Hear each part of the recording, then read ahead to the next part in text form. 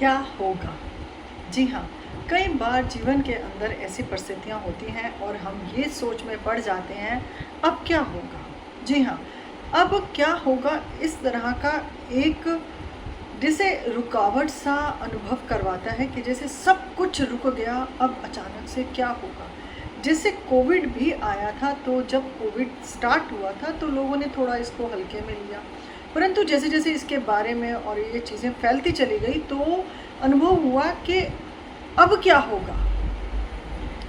परंतु कोविड के अंदर सभी ने नियमों का पालन किया, सरकार ने भी बहुत सहयोग किया, तो इस बहुत बड़ी विश्व स्तरीय समस्या से हम सब लोगों ने छोटे-छोटे हल निकालकर इस बड़ी समस्या से अपने आप को, अपने परिवारों को और अपने कामों को भी बचाया।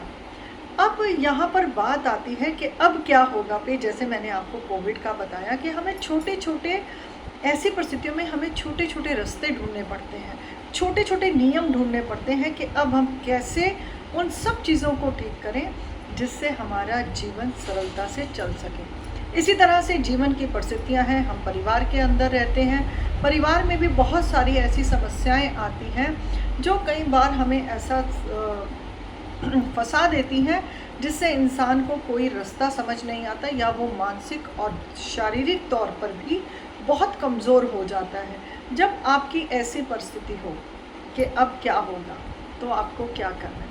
सबसे पहले, कोई भी समस्या इतनी बड़ी नहीं है जिसका समाधान ना हो।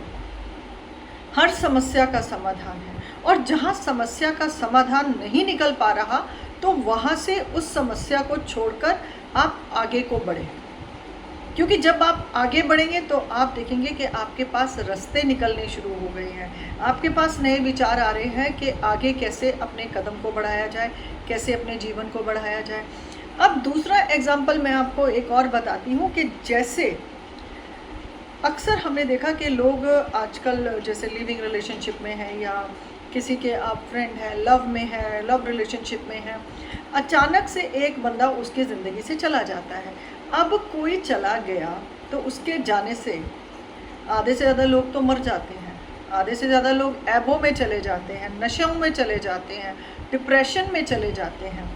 अब जब इन परिस्थितियों में वो चले जाते हैं और उसके बाद जब वो परिस्थितियाँ बढ़ जाती हैं, तब भी अगर वो बहुत ज़्यादा नशे के आदी हो जाते हैं तो वो अपना जीवन ख़त्म कर देते हैं।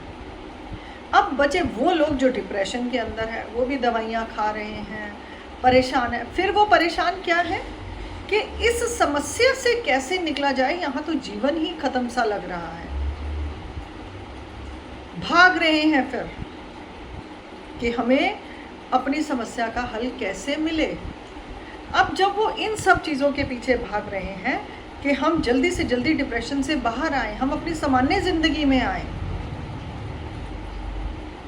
तब आपको ये सोचना है कि जब आप सामान्य स्थिति में ढूंढ रहे हैं, बहुत ज़्यादा अपने आप को तंग करके अपने जीवन को बिल्कुल ख़त्म करने की कगार पर आकर फिर आप जीवन को आरंभ करने की सोच रहे हैं, यहाँ पर एक अगर पॉज लगा दिया जाए, थोड़ी देर के लिए रुका जाए कि ठीक है, आपके जीवन में कुछ भी परिस्थितियाँ आई, आप परेशान हुए, आप का इमोशन टूट गया, आपकी भावनाओं के साथ खेला गया, आपको नहीं समझा गया, आपकी स्थिति ऐसे कर दी गई जिससे कि आप अपने जीवन के अंदर हार जाएं। हारने से इंसान को जीना फिर भी पड़ेगा, क्योंकि अगर आप हार मानकर बैठ चुके हैं तो भी आपको जीना है। अब इस जीने में हमें क्या करना है? इस जीने में हमें, जब हमारी परिस्थिति ऐसी हो जाती है, जब हम किसी रिलेशनशिप के अंदर ब्रेकअप में चले जाते हैं, टूट जाते हैं, संबंध टूटने लग जाते हैं, या आज रिश्तों में ना जाने कैसी कड़वाहट आ चुकी है, लोगों का एक दूसरे पर भरोसा नहीं रह गया, भरोसे टूट रहे हैं रिश्तों के अंदर, वैवाहिक जीवन बिखर रहे हैं, बहुत सारी ऐसी चीज़ें आ रही हैं जिससे परिवार भी बिखर रहा है, समाज में भी नई नई चीज़ें हमें सुनने को मिलती हैं। अब जब आप ऐसे किसी भी परिस्थिति में हैं, किसी भी ऐसी परिस्थिति में हैं, तब आपको करना क्या है? सबसे पहला नियम यही होता है कि आपको अपना आत्मबल और अपना आत्मविश्वास नहीं खोना, परिस्थितियाँ कैसी भी हों। क्योंकि कई बार परिस्थितियाँ चारों तरफ से हमें घेर लेती हैं, हमें समझ ही नहीं आता कि हम जीवन के किस पड़ाव पर जा रहे हैं, क्या होगा अब हमारे साथ, क्या बिल्कुल ही हम सामाजिक और मानसिक तौर पर ख़त्म हो गए, पारिवारिक तौर पर ख़त्म हो गए। ऐसा सोचने से कोई फ़ायदा नहीं है। अपने मानसिक स्तर को, अपनी बुद्धि को, अपने मन को कठोर बनाकर लड़ने की सोचें, भागे नहीं, लड़े उन परिस्थितियों से। जब तक जो परिस्थितियाँ आपको समझ में आती हैं उनसे लड़े, और जब तक लड़ें जब तक आप लड़ सकते हैं। अगर किसी ने आपके साथ आपकी भावनात्मक तौर पर, भरोसे के तौर पर, विश्वास के तौर पर या और भी चीज़ों के तौर पर यदि आपको ऐसा दे दिया गया, ऐसी परिस्थितियों में आप आ गए कि अब क्या होगा में आने से अच्छा है अब क्या करें। जब हम अब क्या होगा से हम अब क्या करें, जैसे आप अब क्या करें पे विचार लेकर जाएंगे तो आप देखेंगे कि जैसे ही अब क्या करना चाहिए, क्या हमें नशा करना चाहिए, या हमें डिप्रेशन में चले जाना चाहिए, या हमें दुखी हो जाना चाहिए, या हमें बिल्कुल दुनिया से दूर होकर एक कमरे में अपने आप को बंद कर लेना चाहिए। ये सभी वो परिस्थितियां हैं जब इंसान का मनोबल कम होता है, जब उसको अपने इमोशन संभालने की ताकत नहीं होती है। इसीलिए क्यों कहा जाता है कि आप ईश्वर के साथ अपना संपर्क कभी ना तोड़ें, क्योंकि ईश्वर एक ऐसी शक्ति है जो सर्वव्यापी है और वही आत्मबल देने की भी शक्ति है। अब क्या करें, कैसे अपने आप को ठीक करें? देखिए, किसी के जाने आने से कभी समय नहीं रुकेगा। आप रुक जाएंगे, आपका समय नहीं रुकेगा, आपका समय निरंतर भागता चला जाएगा।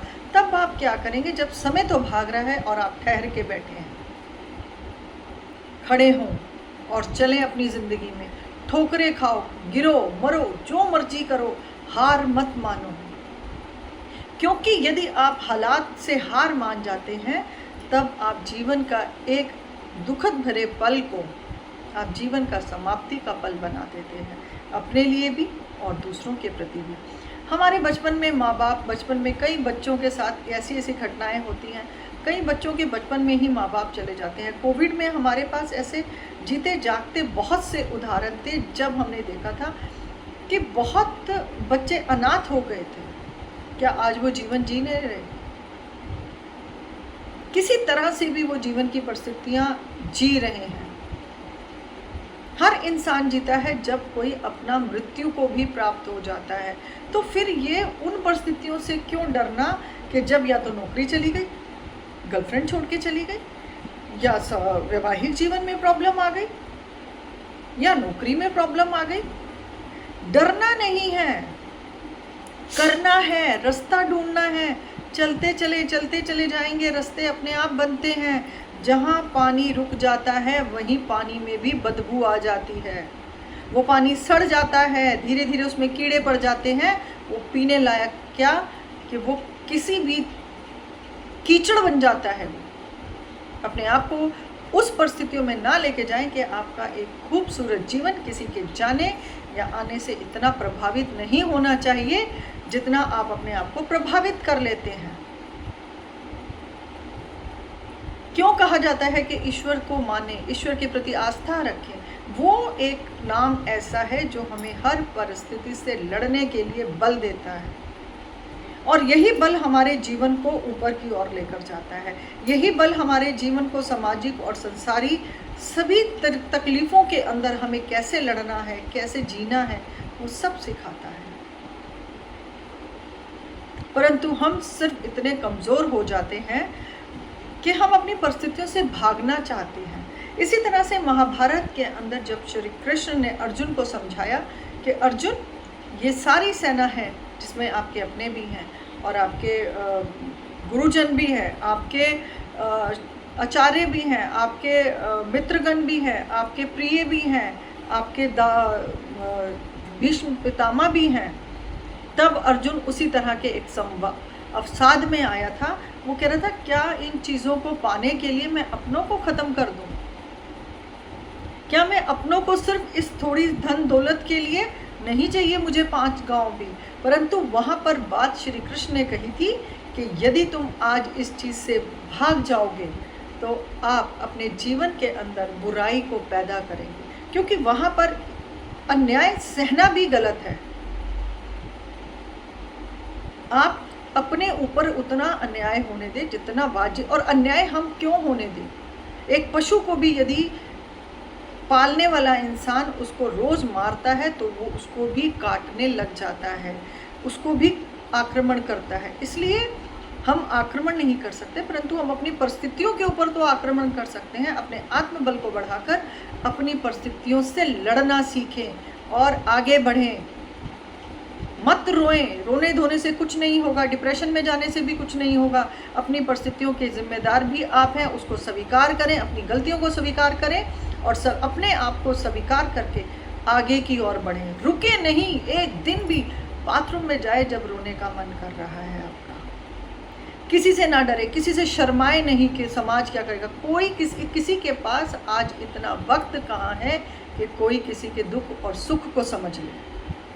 तो ये सोचकर कि हमारे साथ कौन खड़ा है कौन नहीं, अपनी परिस्थितियों के साथ ईश्वर का ध्यान करते हुए, ईश्वर को अपने समीप समझते हुए ही आप अपनी उन सारी परिस्थितियों से लड़े जहां आप ये कहते हैं कि अब क्या हो, अब क्या होगा नहीं, अब क्या करना पर विचार करेंगे और अपने जीवन को बेहतर बनाएंगे और जीवन की उन सभी परिस्थितियों से लड़ेंगे जो हमारे जीवन को बेहतर बना सकती हैं।